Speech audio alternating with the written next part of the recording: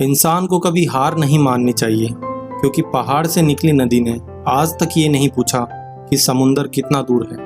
नमस्कार दोस्तों, मैं आरजी स्वागत करता हूँ आपका अपने YouTube चैनल आरजी वर्ड्स पे, और लाया हूँ आपके लिए एक छोटी सी कहानी जो आपको बहुत कुछ सिखाएगी। ये कहानी एक ऐसे लड़के की है जिसे नौकरी की तलाश थी।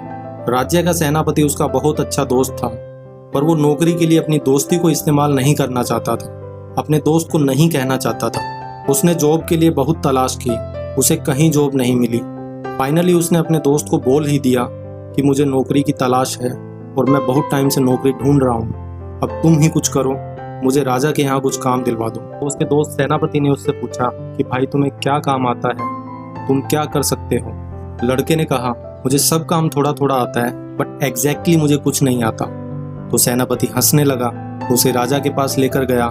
राजा ने भी वही सेम क्वेश्चन किया कि तुम्हें क्या काम आता है, मेरे राज्य में ऐसा क्या काम है जो तुम अच्छे से कर सकते हो। लड़के ने मुस्कुराते हुए राजा से कहा कि साहब, मैं सच में ईमानदारी से बताऊं तो मुझे ऐसा कुछ नहीं आता, मैं किसी एक काम में परफेक्ट नहीं हूँ, मुझे सब काम थोड़ा थोड़ा आता है।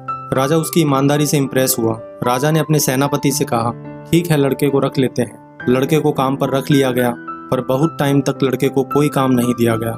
बहुत समय बीत गया। अब राजा ने सोचा कि लड़के को क्यों न कुछ काम दिया जाए। राजा ने लड़के को बुलाया और कहा तुम एक काम करो, पहाड़ी के नीचे तलहटी पर एक गांव है, उनके पास हमारा कुछ पैसा बकाया है। उन्होंने हमसे कुछ लोन लिया था जो उन्होंने अभी तक नहीं चुकाया, तो ये हिसाब की लिस्ट है, तुम जाओ और वो पैसा लेकर आओ। लड़के ने कहा जो आज्ञा, मैं जा रहा हूँ अपनी यात्रा पर, आते समय आपके लिए क्या तोहफा लेकर आऊँ। वो होता है ना, कभी हम बाहर जाते हैं तो आते समय कुछ गिफ्ट लेकर आते हैं, तोहफा लेकर आते हैं, तो सेम वही। लड़के ने राजा से पूछा कि मैं आपके लिए क्या तोहफा लेकर आऊँ। राजा मन में हंसने लगा और सोचने लगा कि इसको पहली बार तो एक काम दिया है और ये क्या तोहफा लेकर आएगा। राजा ने मुस्कुराते हुए लड़के से कहा ठीक है, इस महल में घूम लो और जो चीज़ यहाँ नहीं है वो चीज़ लेकर आना। लड़के ने कहा जो आज्ञा। लड़का पूरे राजमहल में घूमा और उसे पता था कि यहाँ क्या चीज़ नहीं है, और वो अपने घोड़े पर सवार होकर यात्रा के लिए निकल गया। लड़का गांव में पहुंच गया। गांव वालों को पता चला कि राजा का आदमी है, तो सब लोग डर गए। उन्हें पता था कि पैसा लेने के लिए आया है। बेचारे एक एक करके सब लाइन में खड़े हो गए। उन्हें पता था पैसा नहीं है, फसल नहीं हुई, कहाँ से पैसा लौटाएंगे, लेकिन कोई बोल नहीं पा रहा था। लड़के के हाथ में वो कागज था जिसपे गाँव वालों के अंगूठे के निशान थे, जिसमें ये सब लिखा हुआ था कि किस आदमी से कितना पैसा लेना है। लड़का एक एक कर सबका नाम बोल रहा था, उन्हें बता रहा था हाँ जी साहब, आपका इतना पैसा है, आपका इतना है और आपका इतना है, मुझे ये पैसा दे दीजिए, मुझे ये पैसा लेकर जाना है। गांव वाले मायूस हो गए, उनकी आंख नम हो गई, क्योंकि फसल हुई नहीं थी और पैसा उनके पास था नहीं। वो लड़का समझ गया इनके पास पैसा नहीं है। उस लड़के ने अपने आप एक फैसला लिया और कहा सुनिए, ये आपका जो पैसा है उसे माफ़ कर दिया। गाँव वालों ने जब ये बात सुनी तो वो शॉक्ड हो गए, उन्हें यकीन नहीं हुआ। उन्हें ये लगा कि ये लड़का झूठ बोल रहा है, इसके हाथ में जो कागज है उसमें हमारे अंगूठे के निशान हैं। राजा फिर किसी दूसरे आदमी को भेजेगा पैसे के लिए। गांव वाले ये बात सोच ही रहे थे, तभी उस लड़के ने वो कागज पास में जल रही आग में फेंक दिया और कागज जल गया।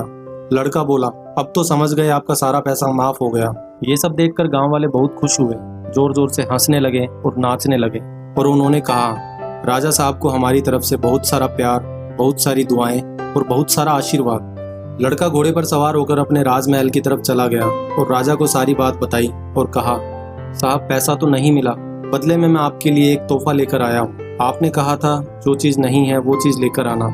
यहाँ आशीर्वाद नहीं है, यहाँ प्यार नहीं है, यहाँ दुआएं नहीं है। मैं बहुत सारी दुआएं, बहुत सारा प्यार और बहुत सारा आशीर्वाद उन गाँव वालों का आपके लिए लेकर आया हूँ। राजा थोड़ा समझदार था, मुस्कुराया और कुछ नहीं बोला।